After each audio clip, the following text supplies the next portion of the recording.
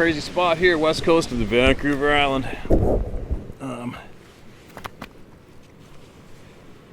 There's an osprey fishing right beside me. Maybe I'll try to see if I can catch him on camera in a bit. This beach is quite the little jewel. I mean, right now I can see two other people at about a mile. Pretty cool spot. This is the beginning of the West Coast Trail. This is the west end of the West Coast Trail, if you want to Google that if you're curious. And it's funny, this town out here, I got a bit of a connection with it. This is basically where I went straight from being a boy into frickin' man's world on a commercial fishing boat.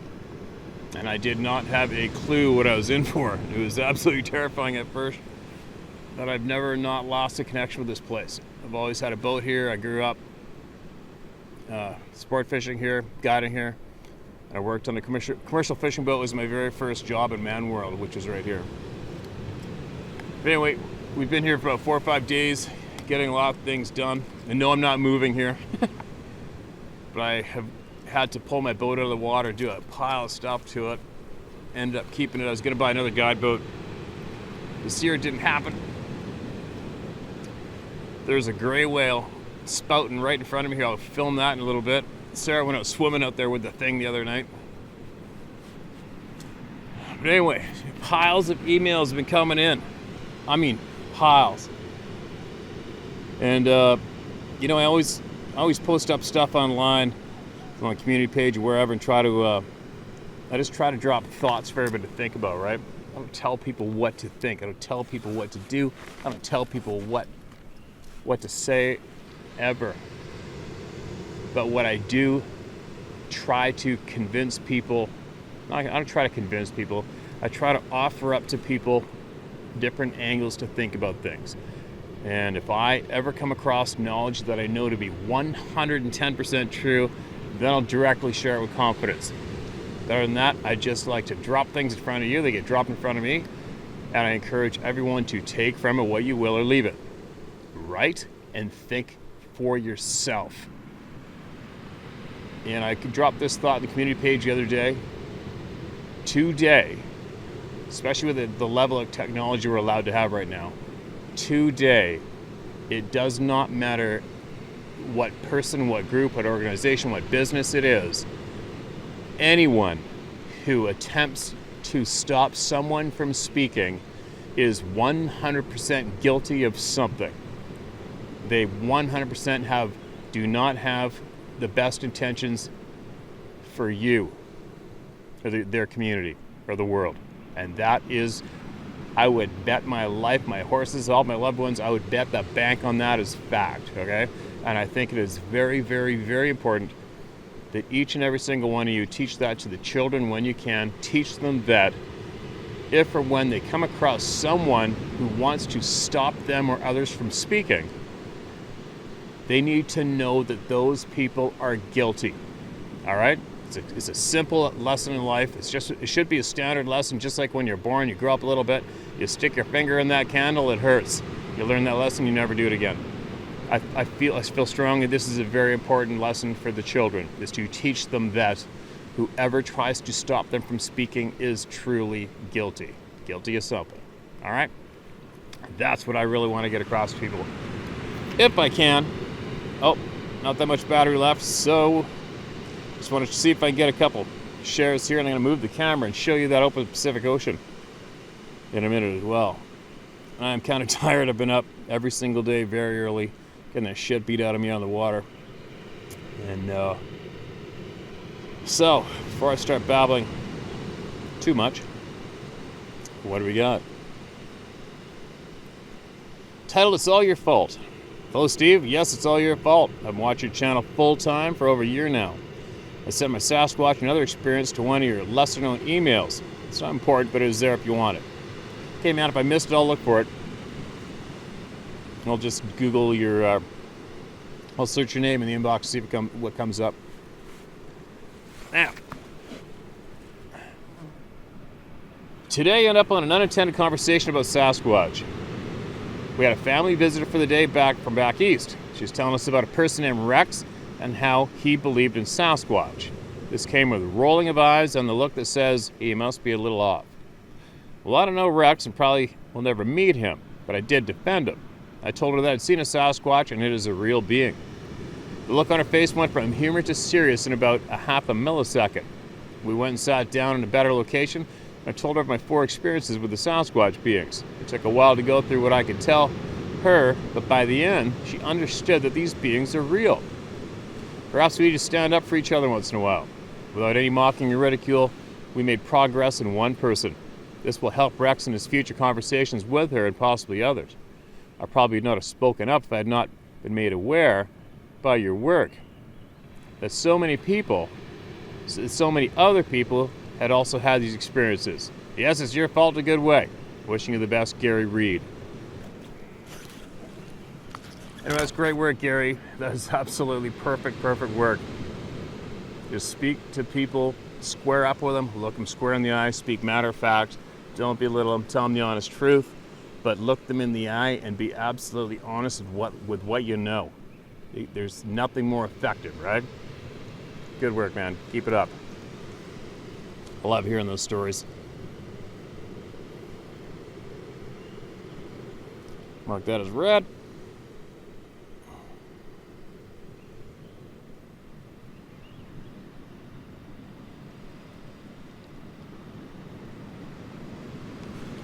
All right. I ran alone for 5 decades, no fear until that day. Why? That's the title of this email.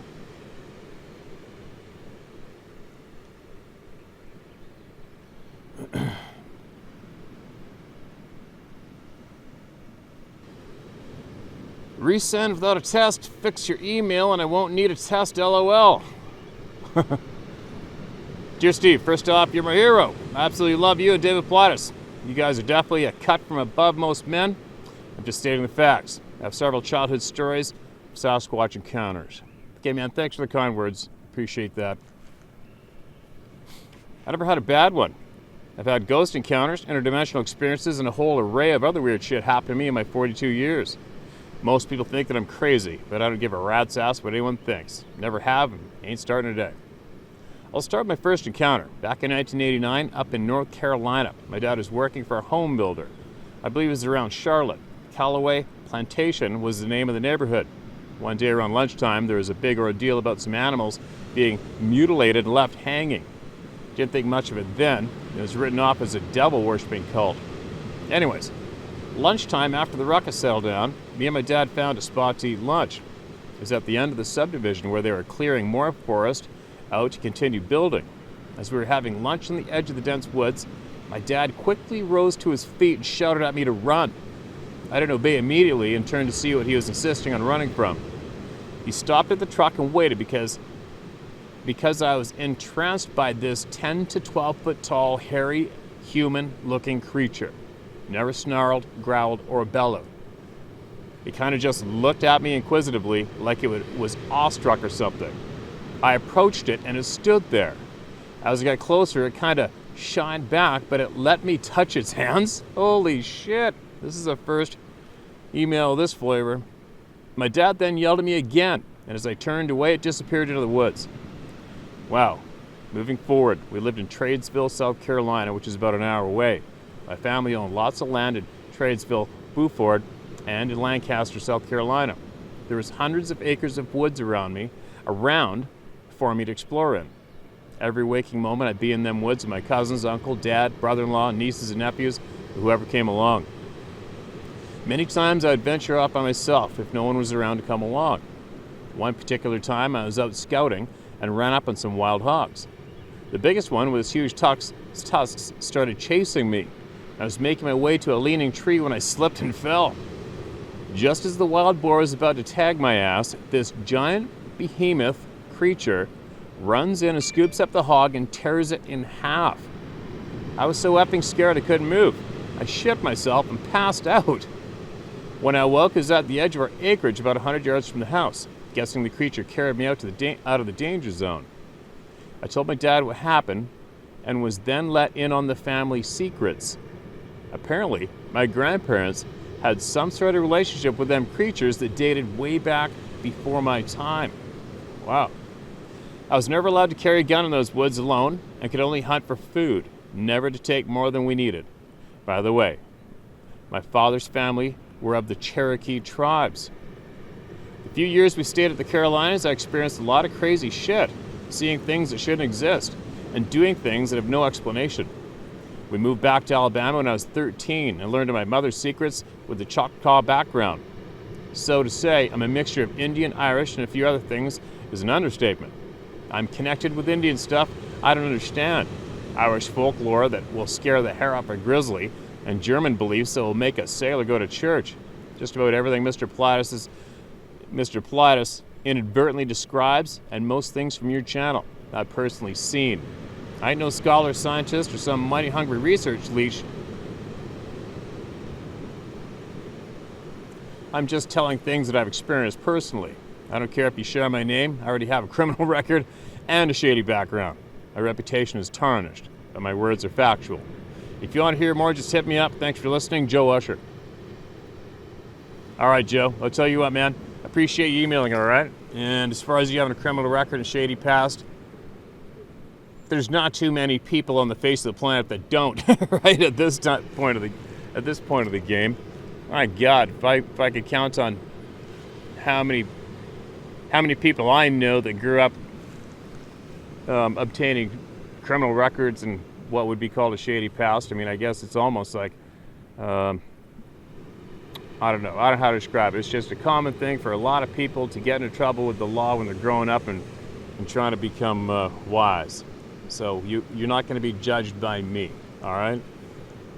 So if you want to write in with more details, I'm sure there's probably going to be a lot of people here that are really curious about details when it comes to specifically that thing that you walked right up to and touched its hand. That's crazy.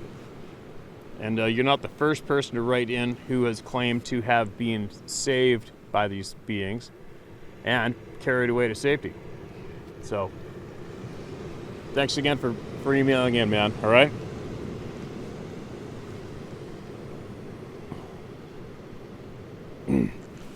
Here's a good photo for the non-believer, Steve. You can use it if you like. I can't say where I got it, but anyone can see it's real. Study the muscle tone, the neck, the red eyes and flash, long arms, bare feet in the snow, and tracks coming downhill. It still amazes me. Terry, keep up the truth. It's all we have. Yeah, you know what? Actually, I'm pretty sure the person that took this photo, the person that went to go look at the prints after the photo was taken, mailed me the same photo quite a while back, and it's in one of our videos. But I'll post this up again for you in case somebody missed it. I can't say if it's real or not. All right. So again, for about the 6,000th time, take from it what you will or leave it. All right. There's no sense in publicly sniveling about it if you don't like it. All right. Keep your shit together, people. Thanks for sending that in, man. All right. It's a common photo ripping around right now, or for a while now, anyway. Here's another one. R.E. Giant Turtle. All right, this is probably in relation to that email shared a week ago or whenever it was. Listen to this. Hi, Steve. Hearing the story of the giant turtle in the road reminded me of a story my grandpa told. He had a friend who was hired as a diver in an Ohio River dredging project sometime in the 50s, early 60s. He worked one day, then turned his gear in and quit. The man told everyone he would never go down in that water again. He saw some kind of enormous creature that scared him. He said it could eat a man whole. Vicky, I appreciate that share. It's funny, you know, when we share emails and people share some of the most outrageous things our minds could even make up, it's good to share them, especially where and when, because you know as well as I do, if somebody's seen something once, somebody else seen it too. And so far that's held true with I don't know how many experiences that have been emailed in. People have tapped into the same area, the same experience, or they know somebody who told them the same story. So that turtle story was a freaking interesting one, wasn't it? And especially when that original person that shared it said that somebody had painted numbers on the shell. I mean, if you're gonna make up seeing a 5-foot tall snapping turtle, I'm pretty sure just making up the fact it was 5 feet tall would probably be good enough for your imagination, but to add in that somebody had some numbers on it, painted on it, I don't know. Who knows? Wasn't there. But if anybody else has heard something similar or seen something similar, go ahead and email it in, all right? At least if you do, it can help somebody get their self-respect back and their respect back in their community for sharing what they saw. Again, take from it what you will. All right, you guys? Take from it what you will. Or leave it. Greetings from another free man and a story to tell. All right, man.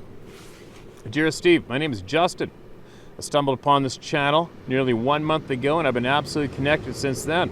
My wife-to-be, Jacqueline, and I are such admirers of this channel and the intention that propels it. All right, thanks for that, man. And hi, I'm saying hello to you, Jacqueline. I hope you enjoy, I hope I read this email smoothly for you guys. Furthermore, I thank you for your understanding, yet firm disposition in regards to these topics that us, the listener, the thinker, holds in such serious regard. It is sad to say that such topics have been raped, distorted, and resold through a corporate filter. I mainly reference these widely produced and skewered television programs which diminish the serious nature of it all, ego turning into a fun viewing experience. We, meaning you, I, others like us, do not think that this area of the world is casual or fun. I will continue to explain this idea in further detail. I would not be offended if you found this email too long to share it with your viewers. I know that you generally offer a couple of stories per video, and I would hate to take up too much of your time. Now I share with you this odd happening and my thoughts in regards to it. You know what? Take note, all of you guys, especially all you people, girls thinking about emailing in. Just take note. I've never said once it's too long. No story is too long. All right? Don't let that stop you from sharing it. Get it out. Just get it out of you. Share it. Here's a small amount of information about me. Here is a small information about me. I enlisted in the Army in 2008. It was an interesting stretch of time, if you're speaking frankly. Basic training was compiled of AIT, all having taken place at Fort Benning. After which time I attended Airborne School, Air Assault School, and what was at the time referred to as RIP, the Ranger Indoctrination Program, now referred to as RASP. All that said, training is only a means to the end. I ended up with the 101st Airborne Division, 2nd Brigade Combat Team, 502nd Infantry Regiment. I spent time in Kandahar, Afghanistan, another place steeped in my mystery, another place steeped in mystery, myth, and common occurrences of high strangeness. That is a story for another time.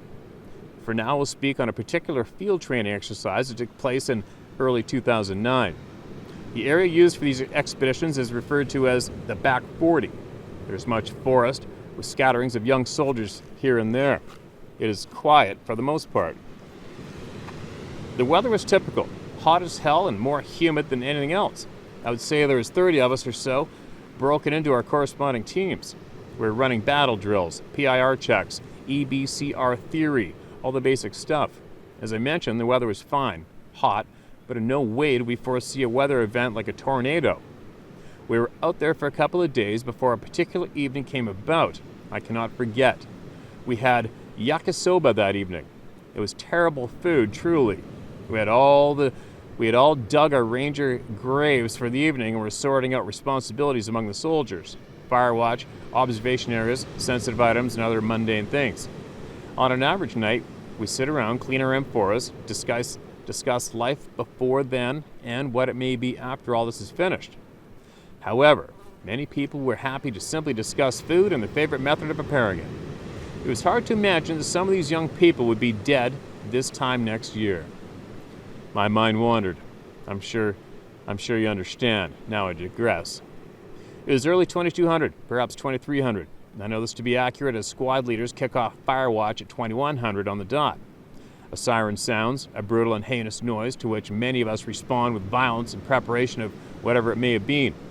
We gather weapons and items at the request of Staff Sergeant Mesh and are told to follow his orders and details. As he is explaining that we are to move on foot to a various location, a first sergeant, not ours, an incredibly large man with bright red hair, basically tells him to shut the F up and that things have become very simple.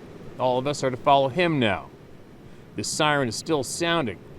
This siren is sounding still, whilst the lot of us walk hastily behind the first sergeant and trail of E6s and E7s for nearly an hour. Again, I must say the weather was fine. I cannot stress this enough. Nevertheless, we are to enter a tornado bunker. Concrete, damp, smelly, in the middle of nowhere. We're huddling together waiting for more information. We hear the siren sounding, various noises and sounds and accompaniment. We are told that we are experiencing a tornado. We are told that we shall wait it out until morning. Let me tell you, the night was full of silence with bursts of odd noises, certainly not tornado noises. There is a banging upon the building, a series of thuds, which we assume to be trees and material hitting the building. Upon the next morning, it was apparent that something had exerted tremendous force upon the trees. Razor wire had been displaced. Entire rolls weighing 400 pounds were on various sides of the small bodies of water in the area. I've seen the aftermath of a tornado. Small and delicate plants were still standing strong, and logs were unmoved from the day before. Would a tornado not have picked the earth apart, or at least to the extent that there would be some degree of evidence of the tornado? There was not, my friend. I did not think on it much at the time. As a 32-year-old man now, I aim to be comprehensive, even to the extent that I may alienate myself from my peers for my interest in this area. My point to all this is, it was not a tornado. In fact, there hasn't been a tornado or a weather event that caused training disruption for soldiers there since 1998, aside from ice storms and cold weather-related issues. For many years now, I have held tightly the belief that national parks, indigenous reservations, and military installations are strategically placed with the knowledge of things going bump in the night, Fort Campbell being no exception. The world, according to some, is simple, linear, black and white. It is such a grievous mistake to assume this. In 2021, there is so much goddamn useless misinformation being pumped into people that they are far more concerned with Cardi B than they are of human interdiluvian past and the world less spoken on, like the world of dimensional bleed-throughs, missing links in biological evolution, the Earth being a flat and closed system to support energy technologies that are spawned from the misinformation about physics and what energy is accessible to us as people. Perhaps my mind is wandering, but I'll eat my goddamn hat if these things are not interconnected. Anyway, Steve, I thank you for your dedication. My wife and I view society as a failed system. So do I. We are moving into an RV full-time and are steadily raising money to get started. Perhaps if we make our way to your neck of the woods, you can share a meal with my family and I can tell you about the time I shot my NCO's handmade arrow off into the woods as an accident. He's probably still there. Who knows? He has passed away now, but it was nice to think of his arrow buried there. If only because I can use a bow for shit. If only because I can't use a bow for shit. I look forward to hearing from you potentially, but would not be offended if my email did not reach you. Friendliest regards and a big hug, Justin and Jacqueline from California. That was a great share. Justin, thanks a lot. Thank you to you and your wife for sharing that with all the people. If there's that many people down there in that hole, listen to that hell storm or assault or whatever is going on above ground or outside that bunker. I'll bet you somebody else, possibly maybe, following this channel, and they will follow your lead and share what they heard or what they know, right? And who knows, you might not be off with your call on the reservation land, national parks, Department of National Defense lands. You never know. There's so much to discover, man. I'll tell you what. There's so much we need to learn, but we're learning it. It's coming out. You gotta admit, everything's coming out. All right, what do we got here? A near miss. But anyway, thanks for sending an email. And if you can, if anything comes up that you feel the people should know about, make sure you email it into here to me, and I will get it shared. All right? And that goes for everybody listening to this. You find something out, you learn something that people need to hear, you get it to me. A near miss, another story for you. Hello, Steve. I'm a regular watcher of your channel. I grew up in the Pacific Northwest in Eugene, Oregon in the 1960s. In my teen years, my friend and I were both children of alcoholics, and our youth was what I referred to as unsupervised.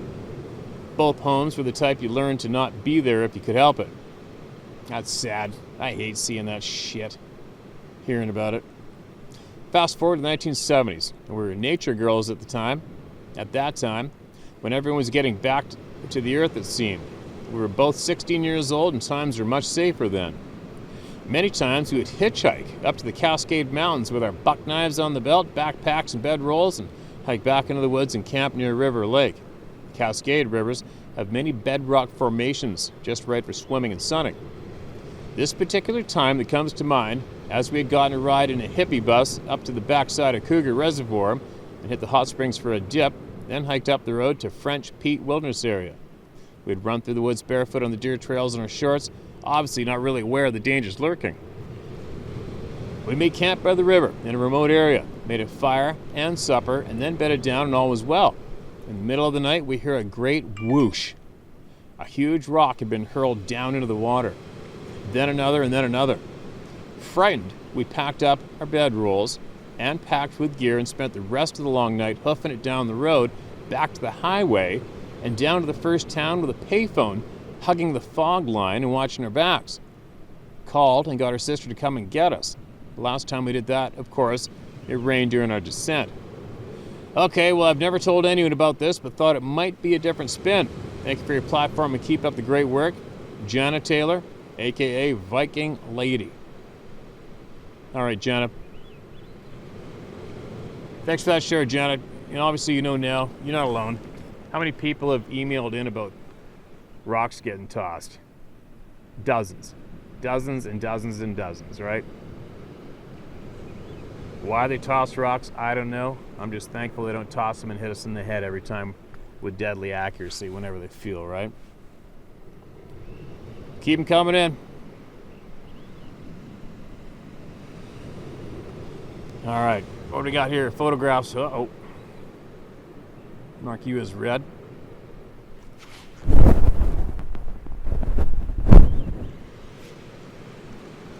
Good day, sir. Love your work. Great job.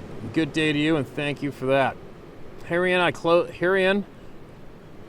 I enclose some pictures. My brother Bert went for a sled ride out back on Moose Mountain in February 2021. He returned with these pics.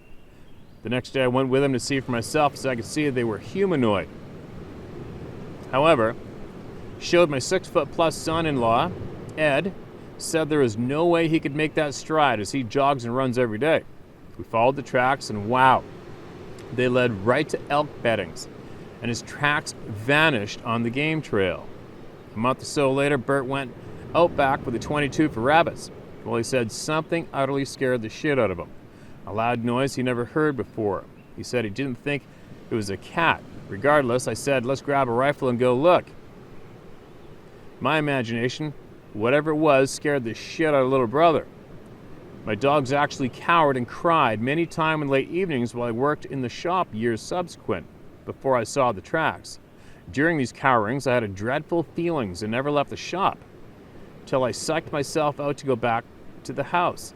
Whatever it was scared my dogs, tree, bears, etc. But now we know why. Nonetheless, I asked my neighbor if I sent him the pics, as he lived here his whole life. Wade said no. Wade went on to say that he saw his own Bigfoot tracks out back years ago, and then went on to say his brother was heading home on the bus. He looked behind and saw a being cross the road behind the bus. Wade also went on to say his uncle also saw one out back. I later was able to speak to his brother, and he told me his whole story. On another note, Wade, on another occasion, had told me about one of his cows being abducted from the herd and showing up in the long grass beside the shop with no tracks leading to it. It was mutilated and drained of blood. RCMP showed up just to see for themselves. The local UFO guy didn't attend, as he said it's a waste of time, as it seemed the same as all his other investigations. Wade later dragged the cow back into the bush and kept an eye on it. He said no animals would go near it. It slowly rotted away. Lots go on that we don't know about. My whole life I wanted to see proof, and now I know beyond a doubt. My take on this all is the Sasquatch is the descendants of the giants from the myths/Nephilim.